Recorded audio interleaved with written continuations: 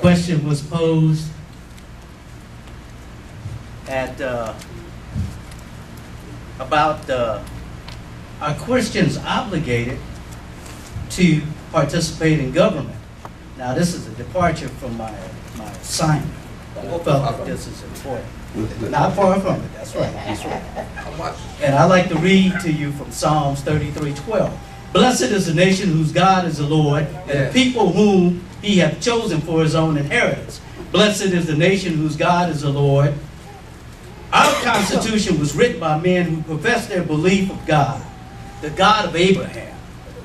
Our laws are based on the Ten Commandments given to Moses from God's hand himself. Our liberties are based on biblical truths. And God, we trust, was on our coins, but I understand that they're getting ready to take it off. In 1976, 11 of the 13 colonies required that one be a Christian to be eligible to run for political office. In 1777, the Continental Congress voted to spend $300,000 to purchase Bibles for distribution. Gettysburg Address states, "This nation under God shall have a new birth of freedom." Everybody knows what Gettysburg was about. That was about the Civil War, one of the most bloodiest battles during the Civil War. And Lincoln felt that the Union was coming into a new birth because he felt that problems of the split between North and South was resolved through that war. Now, there are some things about America that people try to point out and say that, look at you, you're not perfect. Of course we're not. Because in the beginning of our country, there was certain groups of people left out that were excluded from the protections of the Constitution. When these framers put these things together, knowing they were Christian men, and they even brought about those questions, they even asked the questions, but to expedite that fight against England, they put it on the back burner. Now, once you let sin creep into anything that you do, it has far-reaching consequences that you would only reap maybe even hundreds of years later. Now, because of those exclusions, America had many revolts, buildings burned down, communities torn apart, families torn apart, people lost their heritage behind people who wouldn't stand up for the truth. But I still dare say that these men who framed this Constitution still believed in God, but by them not being totally obedient to God, just like Abraham was promised a son. He was trying to bring that son about in his own way, and he created chaos. He created a war that we're fighting today against the Arabic people, against the Islamic people. Those are the sons of Ishmael. That was not his promised son.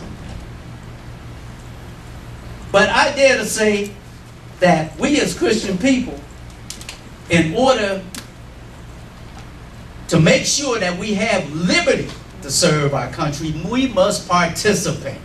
We must know what's contained in that Constitution. We must get out and vote. We must appeal to our government to do the right thing. We must point out immorality when it occurs. Don't get on board because it's politically correct. There's no such animal. All it is a cop-out to avoid confrontation for those who want to impose their own immoral agenda. In closing, I got about 12 pages here that I have to cut it short just like I did last time I did this.